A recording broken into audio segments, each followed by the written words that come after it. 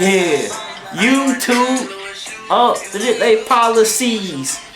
They just updated their policies, y'all. So now, y'all know how I be playing music sometimes, and like the beginning, it's the YouTube clean with it now. Oh yeah, but hey, you already know what it is that I'm reacting to, y'all. I want to tell y'all I dropped a brand new video on my personal channel. Y'all did a crazy thing, an apple pie mukbang. But I talked about something serious though. I opened up and stuff like that. I did. But hey, check it out, man. But, hey, we about to get right into this right here. I'm just waiting on this junk to load. But yeah, it's a real interesting video, I say. You know what I mean? But hey, let's get right into this, y'all. Let's do this. From David Bowie predicting the birth of Kanye West to the CIA writing a Wait, he hit predicted song. the birth of Kanye West? From David Bowie predicting the birth of Kanye. Hold up, what y'all think? Y'all think I should connect it to the thing? I think that might sound better. I'll keep it $1,000. So hold up, I got y'all. Watch this. Now connected to Chris's MacBook Pro. CIA Alright, perfect. Hold up, my fault, y'all. writing a hit song to end a war. From David Bowie predicting the birth of Kanye West to the CIA writing a hit song to end a war. There have been many conspiracy theories related to music. So today I've gathered 7 of the craziest music conspiracy theories, starting off with the Paul is dead theory. Also, just to clarify, I'm not going to talk about any fake death conspiracy theories because there's basically one of those for every artist, so maybe I'll save it for another video. Yes, do that. Paul is dead. This is probably the most famous and well-known music conspiracy theory, and that is the Paul is dead theory. Some people believe that Paul McCartney of the Beatles died in a car crash on November 9th of 1966. The rest of the band wanted to cover up his death, so with the assistance of the British government, they found a look-alike to replace Paul and left clues in their music alluding to the truth that the real Paul McCartney is dead. The supposed look-alike is a man named William Shears Campbell. Supposedly, Mr. Campbell entered a Beatles look-alike contest in 1965 that was hosted by the Beatles manager in case one of his boys died. That sure sounds realistic, doesn't it? Well, it is kind of true since there was a lookalike competition hosted by a radio show in New York, but that was in 1968, and it wasn't hosted by the Beatles manager. But the story goes that William Campbell had plastic surgery, he went missing, and he took Paul McCartney's spot in the Beatles. However, this is one of the biggest stretches in the entire story because there's not even any evidence that this guy existed in the first place. Regardless, people love to point out how the original Paul and the fake Paul look different. Fake Paul has different ears, he's a different height, and he has green eyes rather than brown. After the Beatles broke up in 1970, many fans began digging deeper in their music because they knew no more music would come out. Many people began to notice that Paul McCartney was often different than the rest of the band. On the Abbey Road cover, Paul has his right foot forward while everyone else has their left foot forward, and he also isn't wearing any shoes. During the Beatles' Magical Mystery Tour, each of the Beatles were wearing red carnations, except Paul, who was wearing a black carnation. But one of the biggest pieces of evidence is on the album Sgt. Pepper's Lonely Hearts Club Band. There are many things on the album cover that conspiracy theorists point to as clues, like the flowers symbolizing a memorial, but the biggest one is when a mirror is held to the text on the front. It supposedly reveals a secret message that says 119, he died, and has an arrow pointing to Paul. 119 is supposed to symbolize 11-9 or the 9th of November. On the back cover, Paul is the only one not facing forward, and George is pointing to a lyric that reads, Wednesday morning at 5 o'clock as the day begins. And November 9th of 1966 was a Wednesday. So people believe that Wednesday morning of November 9th on 1996, Paul McCartney and Ringo Starr got into a big fight, so Paul left, he got into a car accident, and he died. Another piece of evidence for this is that on the album cover for Abbey Road, a Beatle sits in the back all by itself with a license plate that reads 28 if, meaning that Paul would have been 28 if he hadn't died, which is true assuming he died. And then there's a bunch more supposed clues within the music itself. At the end of the song, I'm So Tired, John Lennon says this, but when it's played backwards, people interpret it as this. At the end of the song, Strawberry Fields Forever, John Lennon mutters a line that apparently was the phrase cranberry sauce, but many people believe he said, I buried Paul. It doesn't help that that's what it sounds like. Strawberry Fields because it was named after a veteran cemetery that John Lennon grew up next to in Liverpool. Then on the song Revolution 9, when played backwards, it sounds like John is saying, Turn me on, dead man. Turn me on, dead man. Turn me on, dead man. Turn me on, dead man. Turn me on, dead man. Turn me on, dead man.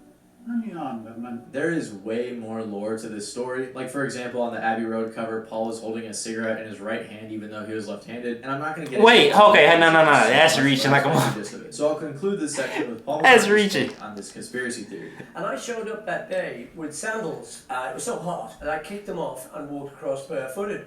So this started some rumor that because he was barefooted, he's dead. Well, that was the idea. That was the other part of it, that there was a guy who looked like you taking your place. No, well, this is him. What if you could get your music submitted to and boost your chances? Part of it, that there was a guy who looked like you taking your place. No, well, this is him. More replacement so for some theories. reason, replacement theories are a common thing in the music world. It is, like, it's even now, like, it's even worse now though. Like, I really think it's worse now. Like, now every artist is damn near a clone to people, I feel like. Like, I don't know, I just always just hear people argue or something, or they might talk about it, they be like, oh, he a clone, or I might just read some comments and stuff, but yeah, I don't know. I don't be thinking this hard into it, cause I just know people grow, people change, man. Like, you ain't supposed to look the same, you're supposed to be the same. Like, if you do, it's just, you know what I mean? It's like, okay. More that I want to touch on. People believe that in 2006, Eminem died in a car crash and it was covered up by his label. And again, like Paul McCartney, he was replaced. This is probably the least evidence-backed replacement theory, and one of the key pieces of evidence is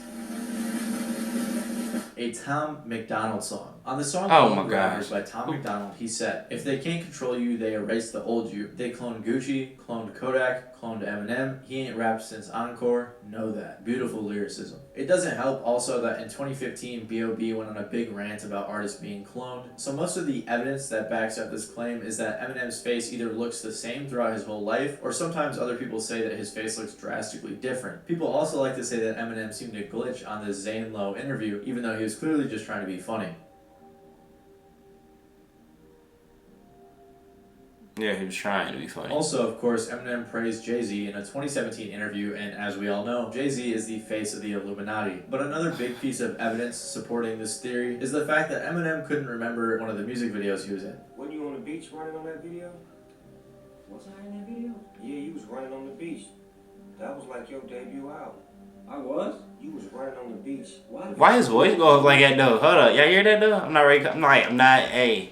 His voice did go up, like, y'all heard that? Like, 2 hour pitch. Your debut album. I was? You was running on the beach. Why the Clothes on. You was running on the beach with damn near no clothes on. What the? Yo, you gotta show me that. You Nah, was Slim Shady, cuz you was like crazy back then. Like real crazy. You don't remember that?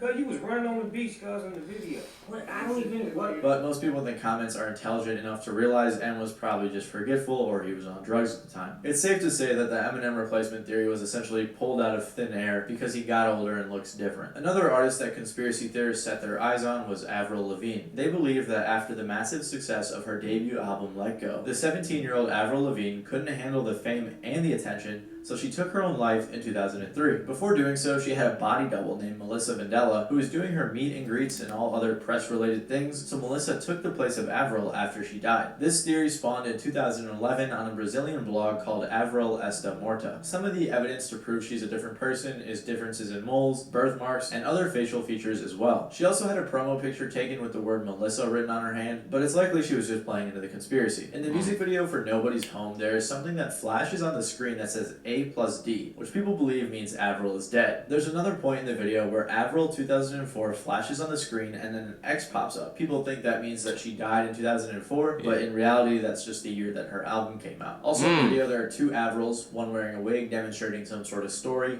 and the other is singing in a black dress, which people believe symbolizes the old Avril mourning and Melissa pretending to be the new Avril. But again, in reality, Avril is just telling a story in the video and acting out of character. But another big piece of evidence for this conspiracy is how Avril's voice supposedly sounds different.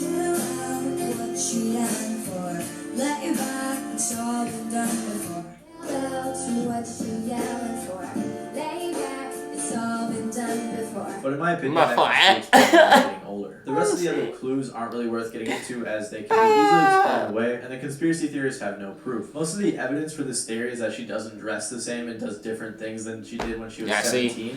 But that's just growing up. Yeah. The funniest part about this whole situation is the guy who made the theory on the Brazilian website said that it's fake and he made it up for his own reasons. Here's what Avrils had to say about the situation. Yeah, some people think that I'm not the real me, which is so weird. Like, why would they even think that? But a theory that's actually much more interesting in my opinion than the replacement theories is the David Bowie predicted Kanye theory. Okay, now I don't think I know anything about this, so I'm ready for this because I love Kanye, man. Kanye hard, man. David Bowie predicted the life of Kanye West and painted him as a successor of some sort. So in June of 1972, David Bowie released his album The Rise and Fall of Ziggy Stardust and the Spiders from Mars. Quite the mouthful. The idea was that the character Ziggy Stardust was a messianic rock star, some sort of savior of the world. So Ziggy was for me a very simplistic thing. It was what it seemed to be, an alien rock star. I dressed him and acted him out. I left it at that. But other people reread him and contributed more information about Ziggy than I put into him. But some people believe that some of the songs and the album cover actually predicted the birth of Kanye West. So in the cover, we can obviously see David Bowie sitting below a sign that says K West, which many people think is referring to Kanye. Bowie briefly commented on the artwork by saying, "People read so much into the K West sign, they thought K West must be some sort of code for Quest. It took on all these sort of mystical overtones." So he never directly commented on people saying it was Kanye, but he did make it seem like there's no deeper meaning behind it. It turns out that the K in the sign stood for Kahn because Henry Kahn was the owner of the store, and West referred to the location of the building in the city. Then in the first song, 5 Years, Bowie sings about how there are only 5 years left until Earth ends because of a lack of natural resources. The idea was that Ziggy Stardust was the messianic rock star who would save the world. And guess who was born just 5 years after the release of the album? Kanye West. Almost exactly 5 years after the album was released. But it doesn't end just there. 2 days before he passed away, David Bowie released his final album, Black Star. People like to think that this album was Bowie's way of passing the torch to Kanye for a variety of different reasons. One of the main reasons is because Bowie had apparently talked to a psychic in the late 70s who told him he was going to die at either 70 or 69. And Bowie passed away when he was 69 years old in 2016, so Bowie knew his death was coming. On the title question, y'all.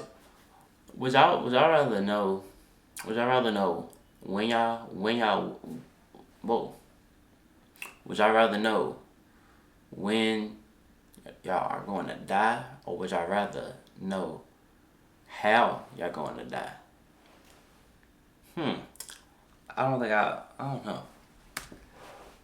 He sings, "Something happened on the day he died. Spirit rose a meter and then stepped aside. Somebody else took his place and bravely cried." Obviously, people think Kanye was the one who took Bowie's place. They also point to the third song on Black Star being titled Lazarus, which is a reference to the biblical story of Lazarus who was raised from the dead by Jesus after 4 days of being dead. Then on Kanye's 2013 album Yeezus, the third track is titled I Am God. So I guess theorists believe that Kanye metaphorically embodies Jesus and raised Bowie from the dead within himself. I'm honestly not sure how that correlates. That's what everyone says. They also point to an interview Bowie did in 1974 with Rolling Stone where he says, "As soon as Ziggy dies on stage, the infinites take his elements and make themselves visible." And since Kanye was among many other celebrities who tweeted about Bowie's death shortly after it was announced, I guess that means Kanye is David Bowie's successor. And the final piece of concrete evidence is that David Bowie's final album was titled Black Star, and Kanye West is literally a black star. So it really just seems like a bunch of coincidences with little correlation.